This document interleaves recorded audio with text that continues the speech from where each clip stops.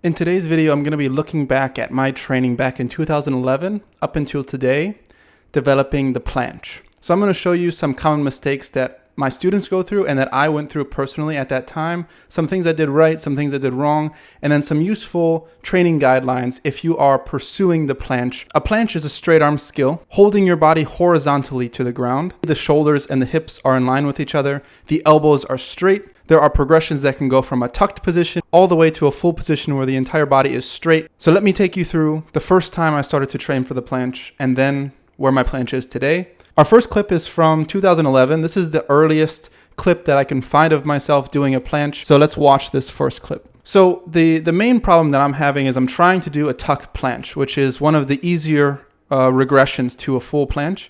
And the problem that I'm having is I'm not strong enough to hold the position where my shoulders and my hips are parallel with one another. So I'm compensating by keeping the hips very high and almost going into a handstand-like position. This is not the most efficient way to train for it. It would have been much better if I used a banded progression, for example, around my ankles or my hips so that I could practice that position of being horizontal, focusing on keeping my elbows straight, my shoulders protracted, my shoulders depressed, instead of kind of trying a very unsuccessful beginner tuck planche. And then you can see shortly after the ego gets in there and I try to go for a straddle planche.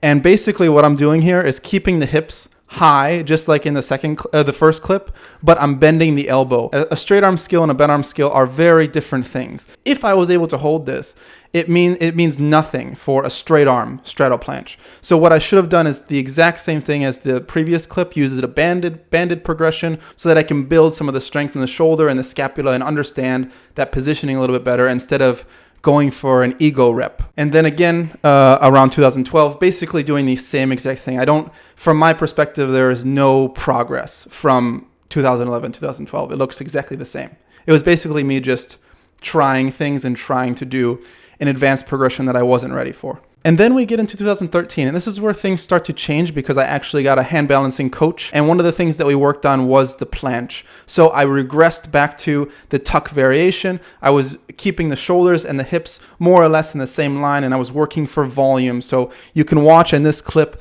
I'm actually holding it, even if it is for 5 or 10 seconds max. And now I'm able to actually hold a beginner progression of the tuck planche. So I started to build this up to 20 seconds, 30 seconds for sets, and that really built a really strong foundation that I took into later planche training.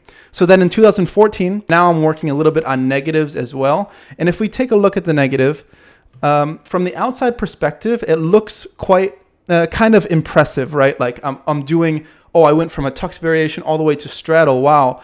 But if you look at the clip more closely, you'll see once my hips and my shoulders are in the same line, I immediately lose all control and I fall down. So to me, this isn't anything impressive. It's just being able to hold the top position a little bit longer in a straight body and then eventually falling through. So there is progress, but not as much as it seems, kind of. Basically, after that clip, I continued to build the beginner tuck and the advanced tuck, where you start to take the hips and open them a bit more and keep the back as straight as you can. And then I tried my first kind of straddle piked planche. So we'll see this one here in 2015. Actually, the position is not so bad here. I'm able to keep the shoulders and the hips more or less in the same line. I am losing scapular protraction quite a lot, where the scapula is starting to retract and come back here, but it's not completely lost. So this is a good start, I would say, but because I'm only able to hold it for maybe 3 seconds in the full position, in the actual position, this wouldn't be a very efficient way to train it because I'm not going to be able to get enough volume.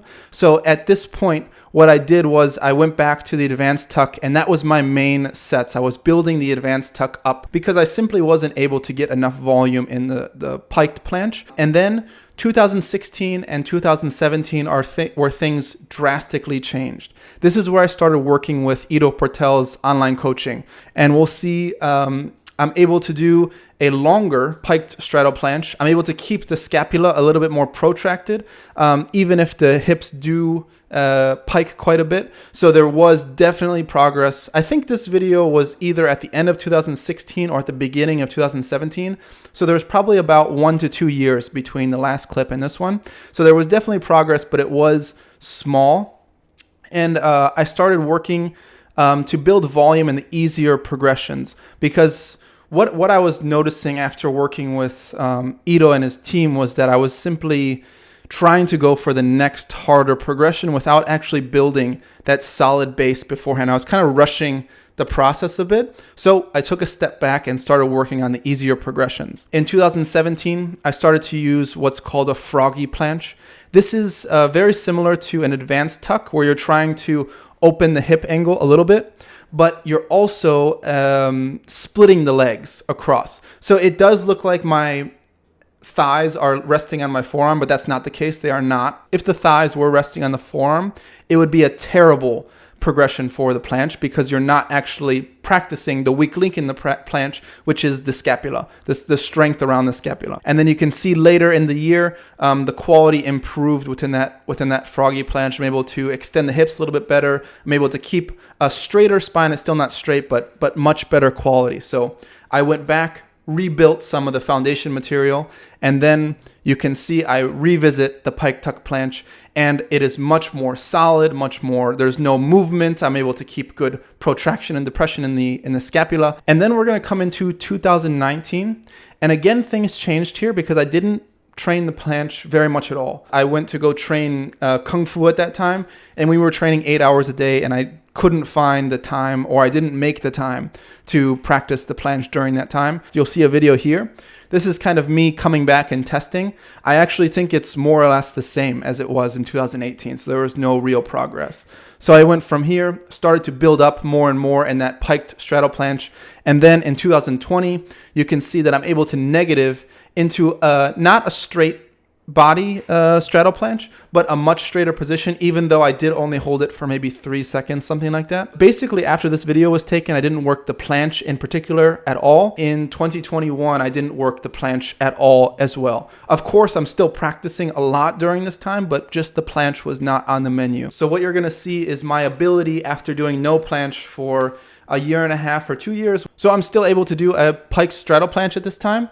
The length of the hold is not super long, but I think the quality is more or less okay. I'm happy with what I was able to maintain, but there's a lot to build on top of this. So when I wanted to rebuild, I started doing a lot of volume in this pike straddle planche. I'm talking 15 or more sets with very minimal rest. And then after 2 months or so, you can see the progress that's been made, much more stable position, longer holds in general. And then from here, I had my pike straddle planche quite solid, and now I needed to get out that pike in the hips. So what I used was a banded planche. You can see here that the hips are more open even though they are still closed, but I was working to get more and more volume in this position, and it worked out very well. So you'll see after 2 months, I'm still working it, and now I'm able to keep a very straight position for multiple reps, multiple sets, and then kind of at the end of this, I test out what I can do,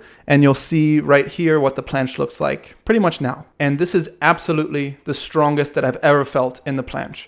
Straight body position, feeling very comfortable, very stable. I'm very happy with the progress, but if you look, this is 11 years. 2011 to 2022.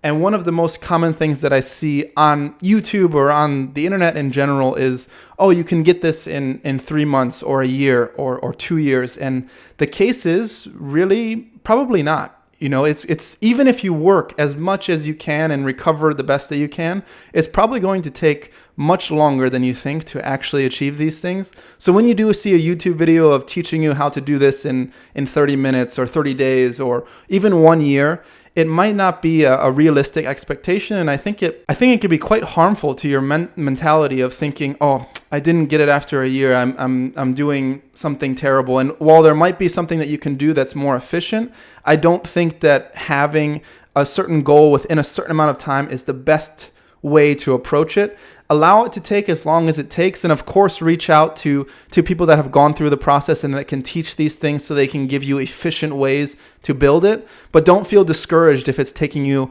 longer than somebody else or something like that. Really not beneficial to compare yourself to this person or that person. Compare yourself to yourself. Are you becoming a better person day by day, minute by minute, second by second? And if the answer is yes, or over the long term yes, then you are headed in the right direction in my eyes. I hope this video was insightful and interesting just to look back at my practice in the planche. I know it was very interesting for me to see, so I hope the same for you. Any other questions, let me know in the comments down below. Thank you all for your support, and that's the session.